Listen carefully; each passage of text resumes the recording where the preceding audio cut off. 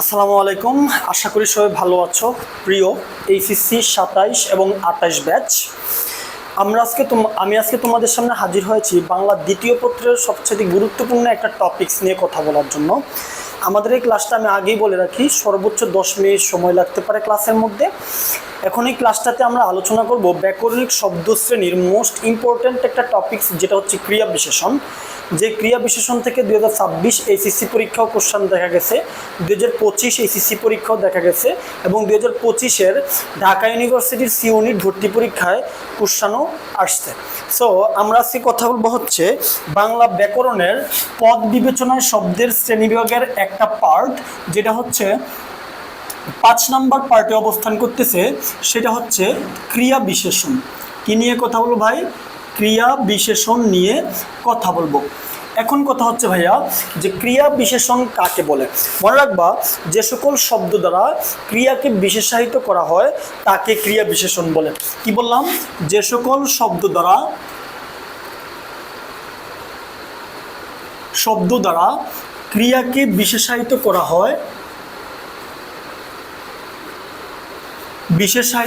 হয়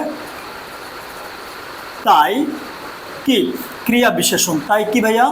ক্রিয়া বিশেষণ। তাহলে মনে রাখবা যে সকল শব্দ দ্বারা ক্রিয়াকে বিশেষায়িত করা হয় তাই ক্রিয়া বিশেষণ। আরও একটা জোস টেকনিক, সেই জোস টেকনিকটা হচ্ছে, আমরা যদি ক্রিয়াকে কখন, কিভাবে এবং কোথায় দ্বারা প্রশ্ন করি, কি দ্বারা প্রশ্ন করি, কোথায় দ্বারা প্রশ্ন করি, তখন যে উত্তরটা পাবো সেটাও ভাইয়া কি ক্রিয়া বিশেষণ। জাস্ট সিম্পল কিছু উদাহরণ দেখো। আমি বললাম লোকটি দৌড়ায়। কি বললাম? লোকটি দৌড়ায়। তাহলে ভাই এখন তুমি বলো তো, এখানে ক্রিয়া কোনটা?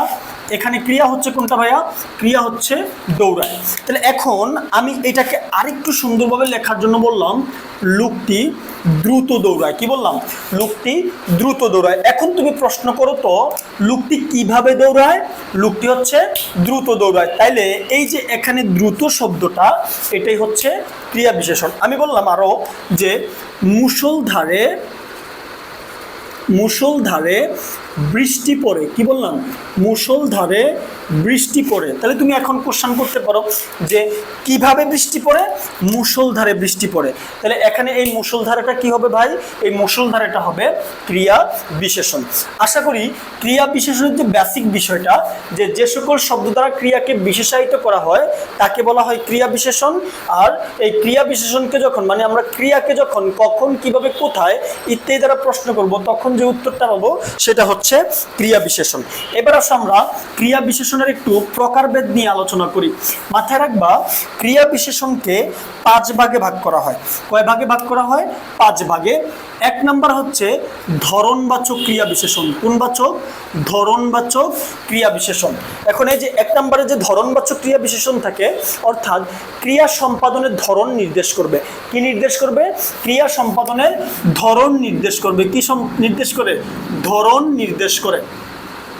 এখন আরো মজার একটা কথা হচ্ছে, ক্রিয়াকে যদি তুমি কিভাবে দ্বারা প্রশ্ন করো, কিভাবে দ্বারা প্রশ্ন করো, তখন যে উত্তরটা পাবা সেটা হচ্ছে ধরনবাচক ক্রিয়া বিশেষণ। আমি বললাম যে ঠিকভাবে চললে কেউ কিছু বলবে না। কি বললাম? ঠিকভাবে চললে কেউ কিছু বলবে না। এখন কোশ্চেন হচ্ছে যে কিভাবে চললে কেউ কিছু বলবে না, ঠিকভাবে চললে কেউ কিছু বলবে না। আসো আরেকটা উদাহরণ দিলাম, বললাম কাজটি ভালোভাবে সম্পন্ন হয়েছে। কি বললাম? কাজটি ভালোভাবে সম্পন্ন হয়েছে। তাহলে কাজটি কিভাবে সম্পন্ন হয়েছে? কাজটি ভালোভাবে সম্পন্ন হয়েছে। আরো যদি বলি যে মুষলধারে বৃষ্টি পড়ে। কি বললাম? মুষলধারে বৃষ্টি পড়ে। তাহলে এখন খেয়াল করো, কিভাবে বৃষ্টি পড়ে? মুষলধারে বৃষ্টি পড়ে। এখন খেয়াল করো, তুমি একটা জিনিস সিম্পলি বুঝো, যে বলছে ধরনবাচক, ধরন নির্দেশ করবে। বললাম এই যে চলার ধরনটা কি? ঠিকভাবে চলা। আবার বলছে সম্পূর্ণ হয়েছে কিভাবে? ভালোভাবে। বা সম্পূর্ণ হওয়ার ধরনটা কি? ভালোভাবে সম্পূর্ণ হওয়া। বৃষ্টি পড়ার কি বলা যায়? বৃষ্টি পড়ার ধরনটা কি? মুষলধারে। তাহলে আশা করি ধরনবাচক ক্রিয়া বিশেষণ ক্লিয়ার।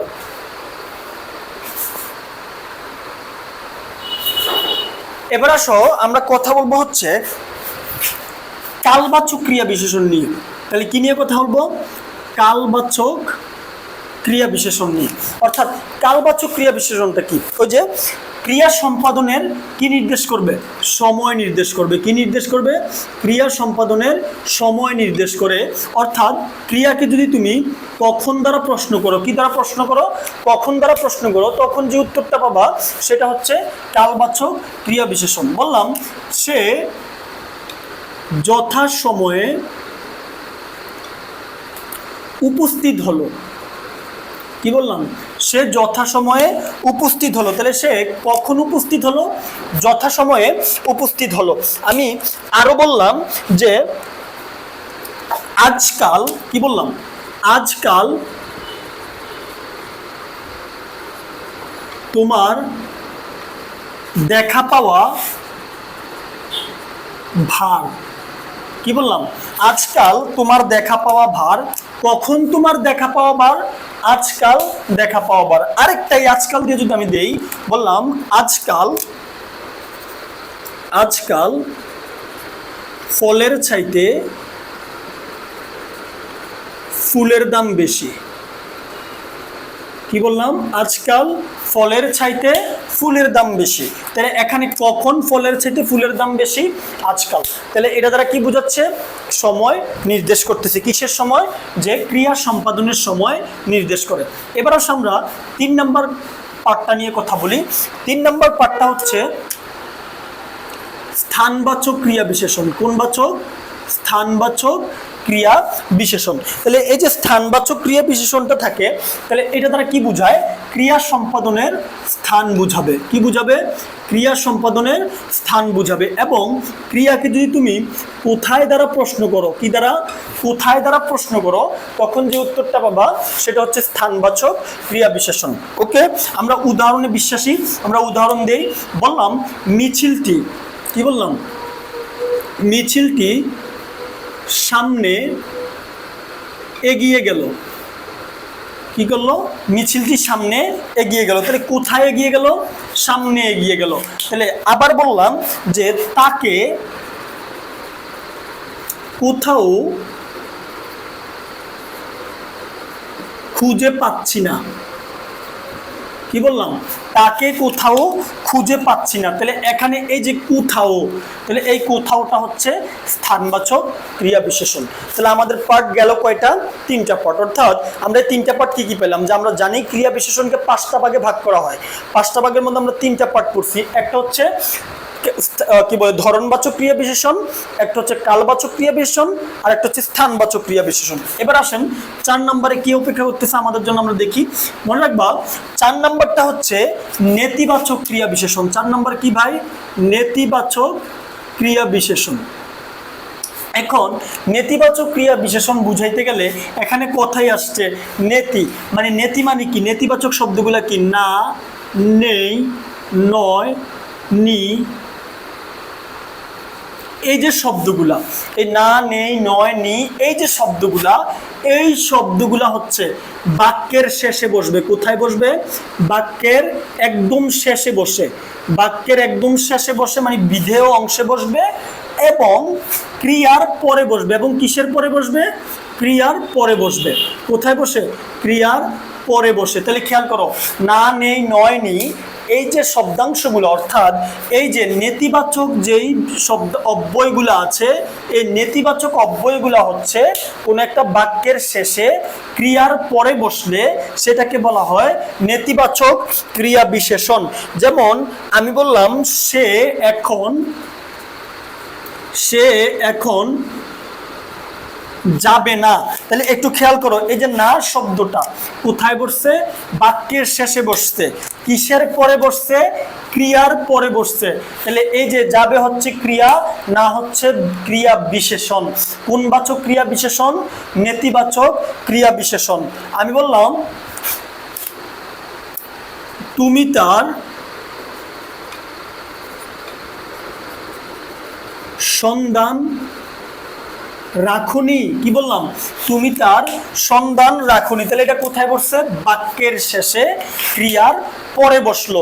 আমি আরো যদি বলি তিনি অথবা আরো একটু সিম্পল উদাহরণ দেই, বললাম এমন কথা আমার জানা নেই। কি বললাম? এমন কথা আমার জানা নেই। তাহলে এখানে নেই কোথায় বসছে? এই নেই বসছে হচ্ছে বাক্যের শেষে ক্রিয়ার পরে, বাক্যের শেষে ক্রিয়ার পরে বসছে বিদায় এদেরকে বলা হয় নেতিবাচক ক্রিয়া বিশেষণ। ওকে ভাইয়া, এবার আসো আমরা 5 নাম্বার। আমি আশা করি নেতিবাচক ক্রিয়া বিশেষণ আমি আপনাদেরকে বুঝাইতে পারছি। এবার আসো ভাই, যে বললাম 5 নাম্বার যেটা, সেটা হচ্ছে পদানু। কোনটা ভাই? পদানু ক্রিয়া বিশেষণ। মনে রাখবা, পদানু ক্রিয়া বিশেষণ হচ্ছে যে কিছু পদ আছে, যেমন আমি বললাম কি, যে, বা, না, তো। অর্থাৎ এই যে কি, যে, বা, না, তো থাকে, এই কি, যে, বা, না, তো এই শব্দগুলা বা এই অব্যয়গুলা বাক্যের মাঝে বসবে, ক্রিয়ার পূর্বে বসবে। কোথায় বসবে? কি বললাম? বাক্যের মাঝে বসবে, বাক্যের মাঝে বসে এবং ক্রিয়ার পূর্বে বসে। তাহলে এই যে কি, যে, বানাতো, এই কি, যে, বানাতো হচ্ছে বাক্যের মাঝে বসে এবং ক্রিয়ার পূর্বে বসে। উদাহরণে আসো, আমি বললাম এই যে তুমি কি দেখেছো কভু, এরপর লাইন তোমরাই বলো কি হবে। তুমি কি দেখেছো কভু জীবনের পরাজয়। তাহলে এই যে এখানে, সরি এটা কয় রস্বীকার হবে, তুমি কি দেখেছো কভু, তাহলে এখানে এই যে কয় রস্বীকার কি, তাহলে দেখো তো এই যে আমি এখানে কি এর নিচে দাগ দিলাম, তাহলে এটা কোথায় বসছে? বাক্যের মাঝে বসছে, ক্রিয়ার পূর্বে বসছে। তাহলে এটা হচ্ছে পদানু ক্রিয়া বিশেষণ। আমি বললাম খুব যে বলেছিলে আসবে, তাহলে দেখো কি বললাম, খুব যে বলেছিলে আসবে। তাহলে এই যে যেটা কোথায় বসছে? ক্রিয়ার পূর্বে, বাক্যের মাঝে। দ্যাটস ওয়াই এটা হচ্ছে পদানু ক্রিয়া বিশেষণ। আমি বা বললাম, বা দিয়ে যদি বলতে যাই, বললাম কি বলা যায়, বললাম কখনো বা দেখা হবে। কি বললাম? কখনো বা দেখা হবে। তাহলে এই যে বাটা বসছে কিসের পূর্বে বসছে? ক্রিয়ার পূর্বে বসছে, বাক্যের মাঝে বসছে। আমি বললাম যে কি বলা যায় না দিয়ে, বললাম যে ধরো একটু ঘুরে আসো না,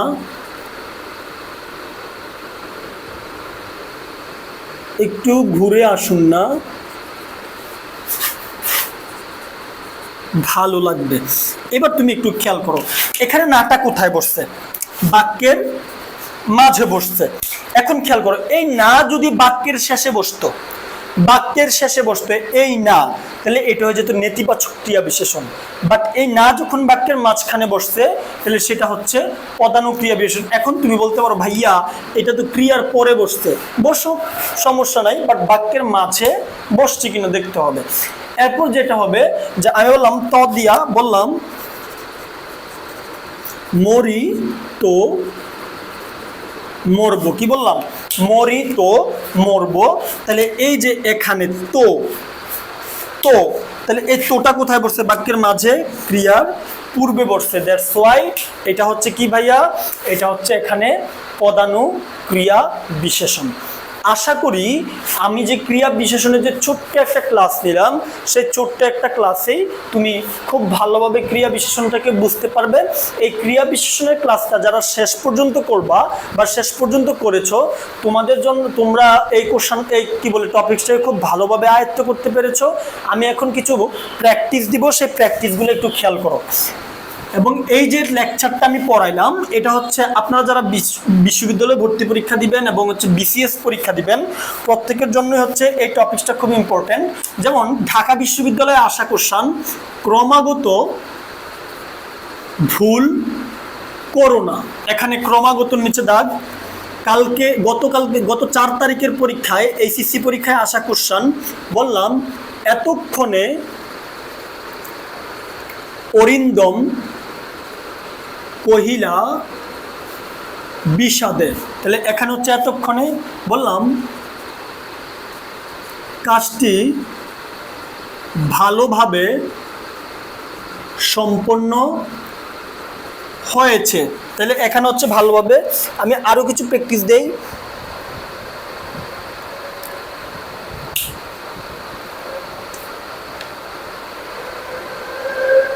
বললাম ছটপট কাজ সেরে নাও। কি বললাম? ছটপট কাজ সেরে নাও। তারপর আমি বললাম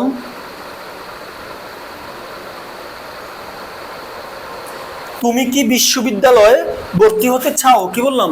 তুমি কি বিশ্ববিদ্যালয়ে ভর্তি হতে চাও? এই যে বাক্যগুলো লেখলাম প্রত্যেকটাই হচ্ছে বিশ্ববিদ্যালয়ে আসা কোশ্চেন, ইন্টারমিডিয়েটে আসা কোশ্চেন। তাহলে একটু খেয়াল করো, ক্রমাগত ভুল করো না। কিভাবে ভুল করো না? ক্রমাগত। তাহলে এটা কোন বাচক ক্রিয়া বিশেষণ? ধরনবাচক। বললাম এতক্ষণে অরিন্দম কহিলা বিষাদে। কখন অরিন্দম কহিলা বিষাদে? এতক্ষণে। তাহলে এটা হচ্ছে কালবাচক ক্রিয়া বিশেষণ। বললাম কাজটি ভালোভাবে সম্পন্ন হয়েছে। কাজটি কিভাবে সম্পন্ন হয়েছে? ভালোভাবে সম্পন্ন হয়েছে। তাহলে এটা কিভাবে তারা প্রশ্ন করতেছি, তাহলে এটা ধরনবাচক ক্রিয়া বিশেষণ। ছটপট কাজ সেরে নাও। বললাম কিভাবে কাজ সেরে নাও? ছটপট কাজ সেরে নাও। তাহলে এটা হচ্ছে ধরনবাচক ক্রিয়া বিশেষণ। তুমি কি বিশ্ববিদ্যালয়ে ভর্তি হতে চাও? তাহলে এখানে এই যে কি দেখলাম, আমরা জানি কি যে বানাতো, এগুলো হচ্ছে পদানু ক্রিয়া বিশেষণ। ভাইয়া আশা করি আপনারা আজকের যে ছোট্ট একটা ক্লাস, এই মিনি ক্লাসের মধ্যে আপনারা ক্রিয়া বিশেষণ টপিকটাকে খুব ভালোভাবে বুঝতে সক্ষম হয়েছেন। এবং অবশ্যই সবাই আমার বাংলা বিদ্যার পাশে থাকবেন এবং বাংলা বিদ্যা ফেসবুক পেজ এবং ইউটিউব চ্যানেলকে আপনারা ফলো দিয়ে রাখবেন এবং ইউটিউব চ্যানেলটাকে সাবস্ক্রাইব এবং হচ্ছে আপনাদের নোটিফিকেশন অন করে রাখবেন। ইনশাল্লাহ নতুন ভিডিও পাওয়া মাত্রই আপনাদের যাতে নোটিফিকেশন চলে যায়, এই জন্য বেল বাটনে আপনি চেপে রাখবেন। তো সবাই ভালো থাকবেন, সুস্থ থাকবেন। আল্লাহ হাফিজ।